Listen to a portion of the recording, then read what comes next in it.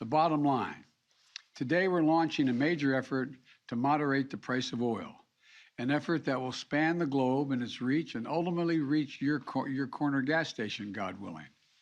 I've worked hard these past few weeks on calls and meetings with foreign leaders, policymakers to put together the building blocks for today's global announcement. And while our combined actions will not solve the problem of high gas prices overnight, it will make a difference. It will take time, but before long, you should see the price of gas drop where you fill up your tank. And in the longer term, we will reduce our reliance on oil as we shift to clean energy.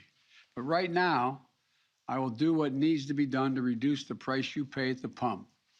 From the middle class and working families that are spending much too much and it's a strain, and you're the reason I was sent here to look out for you. There's another issue that we'll be addressing as well. Because the fact is the price of oil was already dropping prior to this announcement, and many suggest in anticipation of the announcement. The price of gasoline in the wholesale market has fallen by about 10% over the last few weeks, but the price of the pump hasn't budged a penny.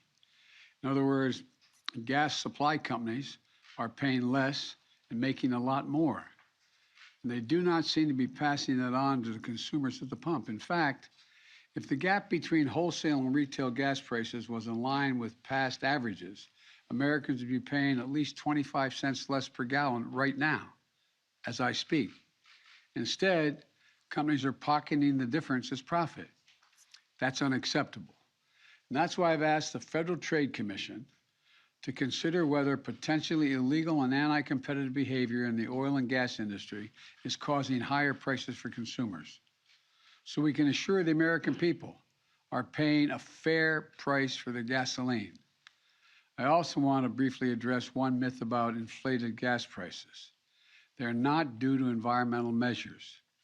My effort to combat climate change is not raising the price of gas or increasing its availability. What it's doing, it's increasing the availability of jobs. Jobs building electric cars like the one I drove at the GM factory in Detroit last week. For the hundreds of thousands of folks who bought one of those electric cars, they're going to save $800 to $1,000 in fuel costs this year. And we're going to put those savings within reach of more Americans and create jobs installing solar panels, batteries, electric heat pumps, jobs making those clean power generating devices. And by the way, deploying these technologies for each home where they're installed is going to save folks an additional hundreds of dollars in energy costs every year. Let's do that. Let's beat climate change with more extensive innovation and opportunities.